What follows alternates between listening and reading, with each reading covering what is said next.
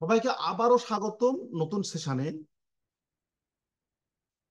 আমরা data read করার সময় অনেকগুলো ডাটা আসে, সেটা এক্সেলে বলি, এসপিএসএস বলি, আর বলি, স্টাটা বলি, অনেক ভেরিয়েবল থাকে। এখানে দেখুন অনেক ভেরিয়েবল আছে।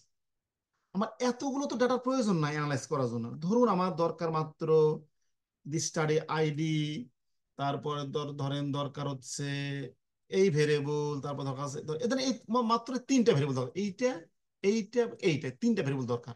তাহলে কি করব, আমি তিনটা ভেরিয়েবল কিপ করব। তো স্টাটাতে আমি আগে এখানে একটু নেম এর উপর কার্সারটা রেখে রান দ্য নেম দেখে নিই। অর্থাৎ এইগুলো হচ্ছে আমার নেম। তাহলে আমি এখন নতুন একটা সেট করব, নাম হচ্ছে D1। D1 আমি দেবো সিলেক্ট। এই যে সিলেক্ট, কোথা থেকে সিলেক্ট করব, এই যে মাই ডাটা, এই মাই ডাটা থেকে আমি সিলেক্ট করব। এখন যে কটা ভেরিয়েবল লিখবো আমি সে কটা ভেরিয়েবল কমা কমা দিয়ে দেবো। যেমন ধরুন আমি লিখবো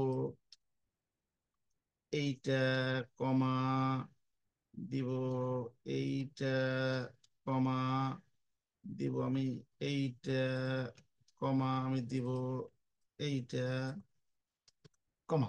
ধরুন আমি এই কটা ভেরিয়েবলই নিব। তাহলে এটার উপর দেখে আমি রান দেই, এই রান দিলাম। দেখুন এখানে ভুল। আমি বলেছি কি, যদি কোনো ভুল হয় তাহলে অবশ্যই এখানে একটা লাল কালি দিতে, তার মানে এখানে একটা ভুল আছে। ভুলটা কি, চলো দেখে আসি আমি।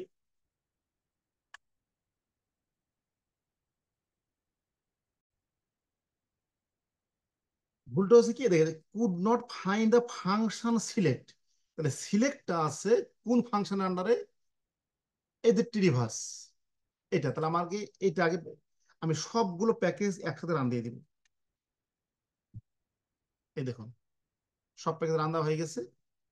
এখন আমি এখন আমি যদি এটার উপর এই সিলেক্টের উপর কার্সারটা রাখি, যে এই লাইনে যে কোনো এক জায়গায় রাখলেই হবে, রেখে আমি রান দেবো।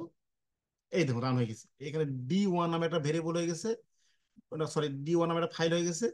এই ফাইলে মাত্র যে করে ভেরিয়েবল আমি কিপ করে রাখছি সে করে আসছে। অথবা দেখা যাচ্ছে যে না, আমি কিপ করব না, এখানে অনেকগুলো ভেরিয়েবল আছে, এর মধ্যে আমি কয়েকটা ভেরিয়েবল ডিলিট করব।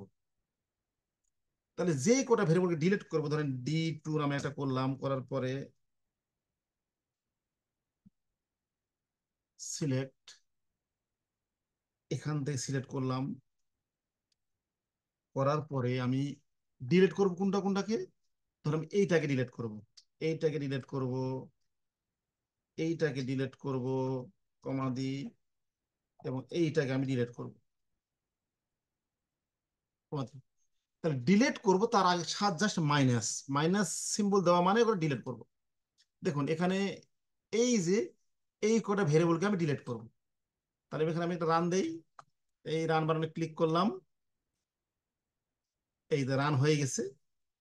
এখন দেখে এখানে দেখুন, এই ডান দিকে দেখুন, ডান দিকে এখানে দেখুন, এখানে কিন্তু একটা D2 নামে একটা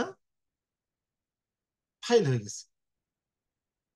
এখানে আমি যদি ক্লিক করে দেখি, এই দেখুন এখানে কিন্তু কি নাই, এখানে কিন্তু V012 নাই, V02, এই ভেরিয়েবল এই ডাটাগুলো কিন্তু এর মধ্যে নাই, মানে এরা কিন্তু ড্রপ হয়ে গেছে।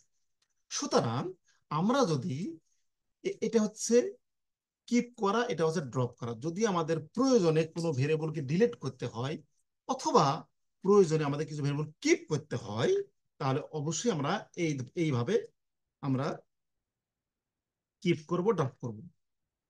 সবাইকে অসংখ্য ধন্যবাদ।